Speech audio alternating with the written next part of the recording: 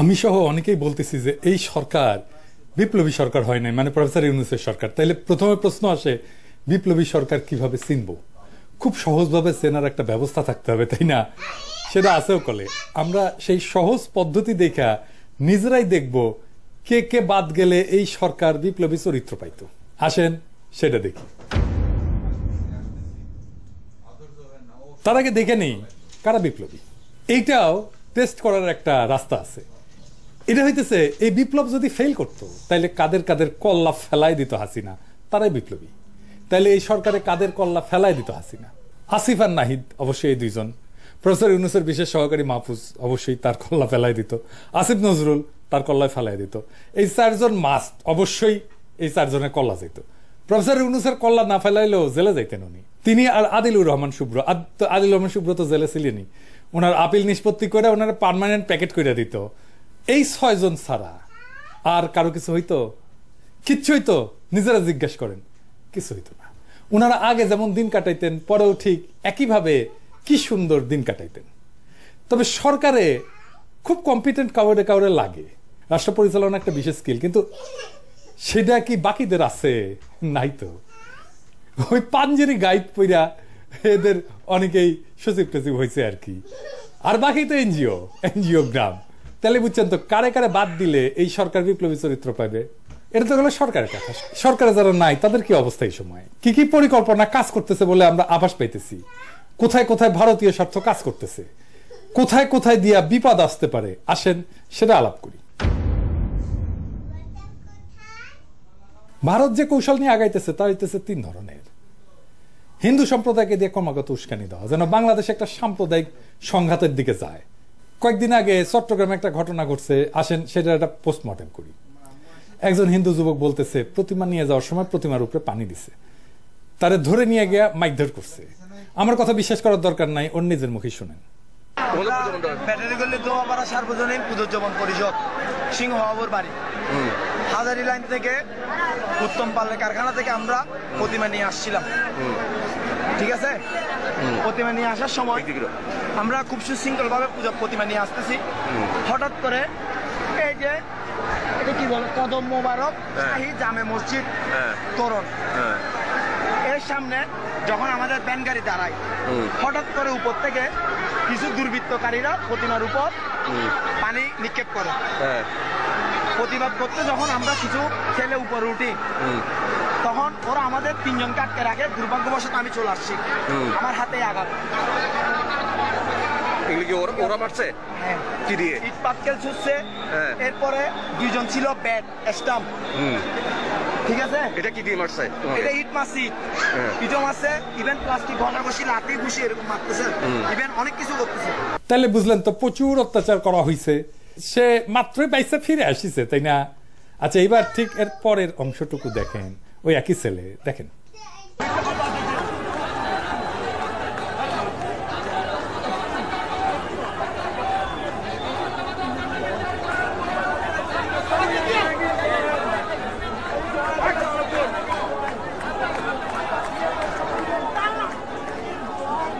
দেখেছেন ওর হাতে ছুরি, ওর পিছে ছুরি গুজে লেখা ছিল। ওই ছুরি কোত্থেকে আসলো? ও ধরে নিয়ে গেছে কেউ, আর তারে সার্চ করে নাই। ছুরি পিছে নিয়ে এসে ধরা পড়িছে, আর সে ছুরি সব চাইরে দিছে। এটা বিশ্বাস করতে হবে। আরো তথ্য দিই, এই যে কদম মোবারক মসজিদ কমিটির প্রধান আওয়ামী লীগের নেতা আজম নাসির, এখানে এতিমখানা একটা নাম মাত্র, আর এটা চালায় ছাত্রলীগ। দেখেন যে লাইভ করতেছিল আর ছুরি দেখাইতেছিল, সে আজম নাসিরের সাথে মিছিল করতেছে। বুঝছেন কারা করতেছে এই কাজ? 2 নম্বর কৌশল, শিল্প এলাকায় আর গার্মেন্টসে অস্থিরতা করে দেশের অর্থনীতির ভোগা মারার চেষ্টা করতেছে আওয়ামী লীগ। ওদের হাতে আছে টাকা, ওদের হাতে আছে অস্ত্র, সবকিছু কাজে লাগাইতেছে প্রফেসর ইউনূসের সরকারকে বেকায়দায় ফেলানোর জন্য। কেন আর কারা করতেছে? আসেন একটা বিপ্লবী বক্তব্য শুনি। আন্দোলনের মূল বিষয় হচ্ছে আপনাদের মালিকের আপনাদের টাকা দিচ্ছে না। প্রিয় ভাইয়ের আমার, বোনের আমার, আমি আপনাদের ভাই হিসেবে, একজন সাধারণ মানুষ হিসেবে আপনাদের একটা বুদ্ধি দিতে এসেছি যে মালিকেরা আপনাদের পরিশ্রমের টাকা দিচ্ছে না। আপনারা সেই মালিকদের, আপনারা যে মেশিন দিয়ে পোশাক সেলাই করেন, সেই পোশাকের মেশিন ছিনিয়ে নেন এবং আপনারা রক্ত ঘাম দিয়ে যে পোশাক বানান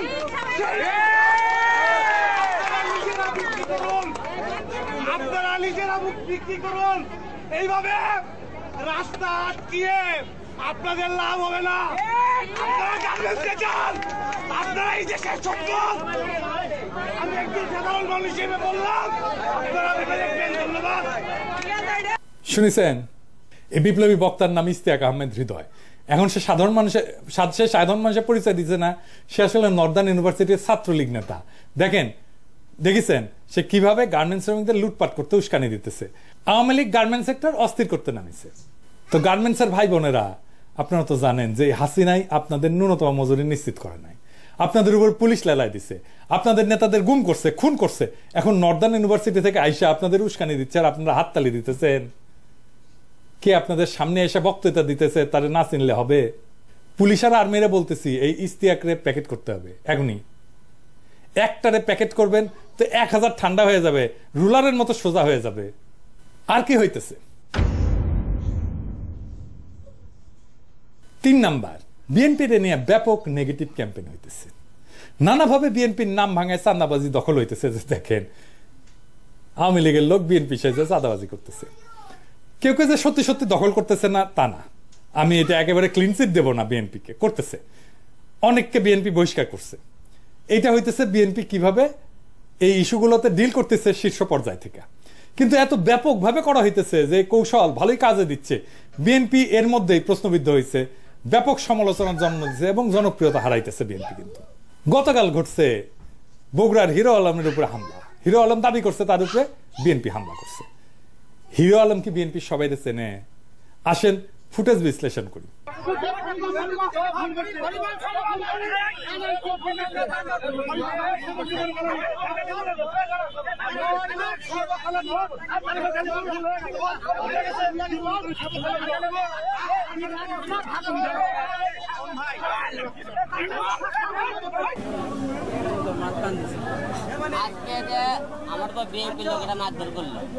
এই যে ওর উপরে হামলা করছে বগুড়া আইনজীবী সহকারী মহোদয় সমিতির সাবেক সাধারণ সম্পাদক রনি ওর নেতৃত্বে।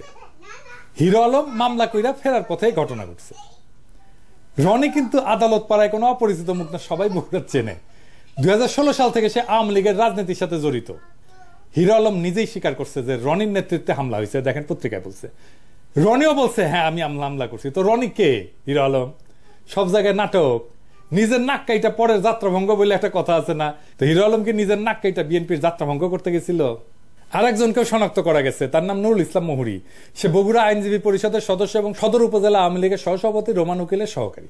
তো হিরো আলম কেন রনি বা নুরুল ইসলাম মুহুরীর নাম না বইলা বিএনপির উপরে দোষারোপ করছে সেটা ওই নিজে ভালো বলতে পারবে, ওকেই ব্যাখ্যা করতে হবে। এবার সেন আর একটা বিষয় নিয়ে কথা বলি, মাজারে হামলা। এটা হইতেছে 3 নাম্বার কৌশল, এবং এই কৌশল নিয়ে ফ্যাসি বিরোধী শক্তির মধ্যে একটা ডিভিশন করার চেষ্টা হইতেছে। যারা মাজার ভাঙতেছে আর যারা মাজার ভাঙা নিয়ে সমালোচনা করতেছে, দুই পক্ষই কিন্তু ফ্যাসি বিরোধী। আসেন এটা একটু ব্যাখ্যা করি। আমি আসলে ধর্ম নিয়ে কথা বলতে চাই না, বাট স্টিল এটা নিয়ে একটু বলি, কারণ এটা কোনো সন্দেহ নাই যে মাজার নিয়ে ইসলাম ধর্মে রিজার্ভেশন আছে। চিহ্ন ব্যবস্থার বিরুদ্ধে ইসলাম সবসময় বলে আসতেছে।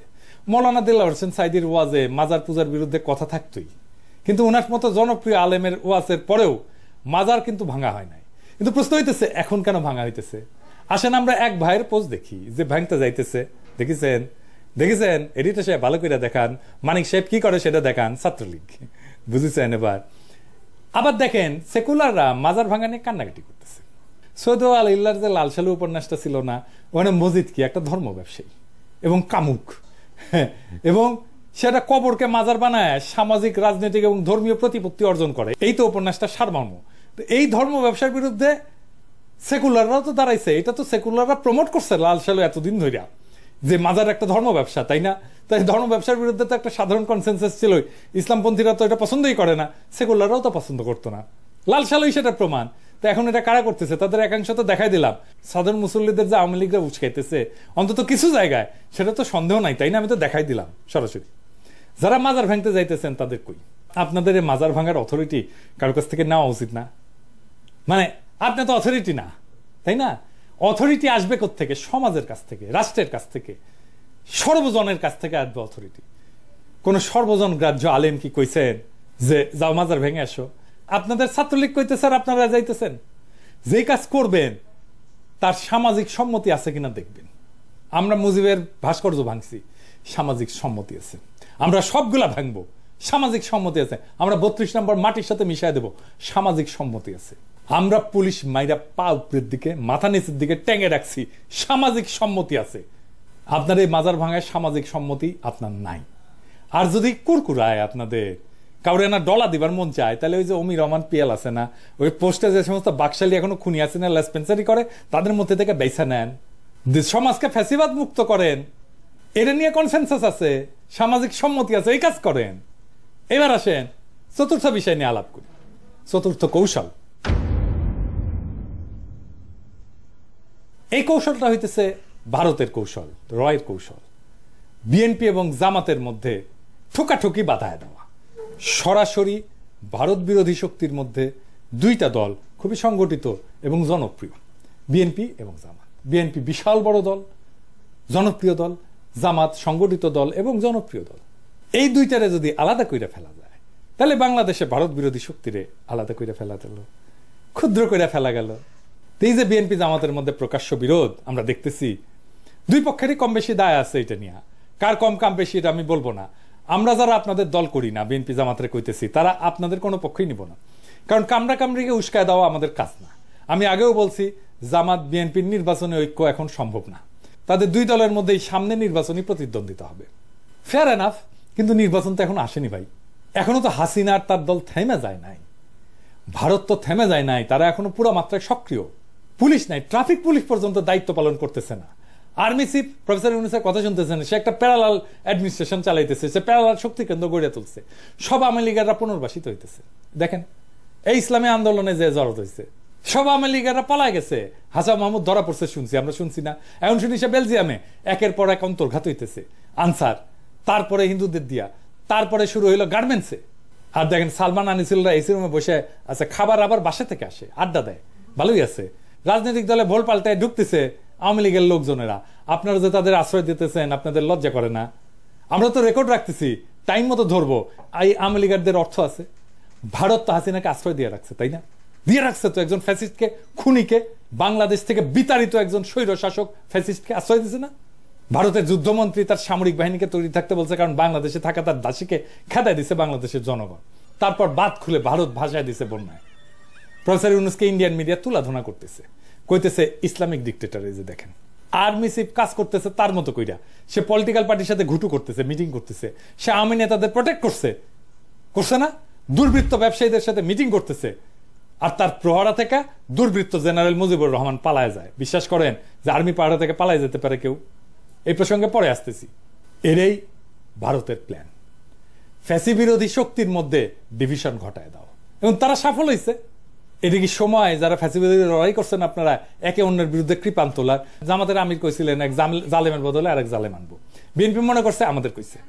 এর মধ্যে তারেক রহমান কইছেন কিছু দল প্রতিবেশী দেশে ফান্দে পা দিছে, জামাত মনে করতেছে এটা আমাদের কইতেছে। আমি যে গেলাম জামাতের নেতারে যে আপনাদের নাম তো নেয় নাই, উনারা বললেন আরে এটা সাতক্ষীরায় আমাদের ঘাঁটি, এইখানে আমরা ছাড়া উনি কারে বলবেন? মহাযন্ত্রণা। এর মধ্যে জামাতে আমিরের পড়াতে পত্রিকা আসলো, শিরোনাম বন্ধুত্ব চাই, সহযোগিতা চাই, ভারতের প্রতি জামাতের বার্তা। শফিক ভাই, আপনি মুরব্বী মানুষ, আপনার আমি খুব পছন্দ করি। আপনি শুধু রাজনৈতিকভাবে গুরুত্বপূর্ণ না, একজন শ্রদ্ধাভাজন রাজনৈতিক নেতা না, আপনি আমার পেশারও বড় ভাই, আপনি ডাক্তার মানুষ, তাই আমাদের সাথে দুই ধরনের সম্পর্ক আছে। তো শফিক ভাই, ভারত কি আমাদের জিন্দেগিতে সহযোগিতা করছে? ভারতের কাছে কি বন্ধুত্ব চান শফিক ভাই? ভারত তো সারা জীবন বলে আসছে জামাত বিএনপি ক্ষমতায় চলে আসবে, তাই হাসিনাকে ক্ষমতায় রাখতে হবে, তাই না? বিনা সেক্রেটারি বলে যাচ্ছে জামাত ইনফিল্ট্রেট করছে আর্মিতে। দেখছেন আপনার দলের নেতারা ফাঁসিতে গেল কার ইন্টারেস্টে, কার চাপে, কার মদদে? ইন্ডিয়ার তো। বিডিআরের সেনা অফিসার মারলো কার মদদে? ইন্ডিয়ার তো। হাসিনাকে ক্ষমতায় রাখলো কে 15 বছর? ইন্ডিয়া তো। এই জুলাই আগস্ট গণহত্যার দায় হাসিনার যতটুকু ততটুকু ভারতের না? তো আপনি যদি আপনারা এতবার মারবে ওরাই, আর আপনি এখন শ্রী চৈতন্যের মতো বলবেন মেয়েরা সকল সিট কেনা, তাই বলে কি প্রেম দেব না? এটা তো হইল না শফিক ভাই। এই কথা আমি পছন্দ করি নাই, এই কথা বাংলাদেশের মানুষ পছন্দ করে নাই, বাংলাদেশের জনগণ পছন্দ করে নাই। আপনি জেনারেলি বলেন আমরা দক্ষিণ এশিয়ার সকল দেশের সাথে সুসম্পর্ক চাই, ভারতের কথা কেন বলবেন? বিএনপি নেতারা আবার বলেন যে দাদা দেখেন কি বিশ্রীভাবে আমাদের পিছনে লাগছে জামাতের লোকেরা। আমি কইলাম আপনারা কিছু কইেন না, থামে যাবে, দাঁড়ান। আবার পরে এসে ওনারা বলেন দেখছেন থামে নাই। তো আমি কইলাম আমি হইতেছি নিধিরাম সর্দার, আমার কাছে কমপ্লেন করে লাভ আছে? তো যাই হোক, ভিডিওতে কইলাম এখন যদি থামে তাহলে ভালো। জামাতের নামে কি কি ছড়াইছে আমি এটা কয়ে দিই। জামাতের নামে ছড়াইছে যে উনাদের আর্মি চিফ কিবা কিবা বুঝাইছে, তারপর থেকে জামাত বিএনপি লাগছে। সত্য মিথ্যা জানি না, কি ছড়াইছে আপনাদের বলে দিলাম, আপনারা সতর্ক থাকেন। আমার বলার কথা একটাই ভাই, বিএনপি জামাত দুইটা আলাদা দল, আমরা তো সবাই জানি। আপনাদের ডিফারেন্স আছে, আদর্শের ডিফারেন্স আছে, পদ্ধতির ডিফারেন্স আছে। আপনার একটা ক্যাডার ভিত্তিক দল, বিএনপি একটা গণদল, নানা মতের লোক আছে, কিন্তু আপনারা এক মতের দল। কিন্তু আপনাদের তো কয়েকটা ঐক্য আছে, আপনাদের ডিফারেন্স তো আছে, কিন্তু আপনাদের কয়েকটা ঐক্য আছে, খুব গুরুত্বপূর্ণ জায়গায় ঐক্য আছে। আপনাদের বিভেদের জায়গা নিয়ে ঝগড়া না করে ঐক্যের জায়গা নিয়ে সামনে আগান। ভিডিওটি যদি ভালো লেগে থাকে তো অবশ্যই আমার চ্যানেলটি সাবস্ক্রাইব করবেন। আজকের মতো এখানে শেষ করছি। আল্লাহ হাফেজ। বাংলাদেশ জিন্দাবাদ।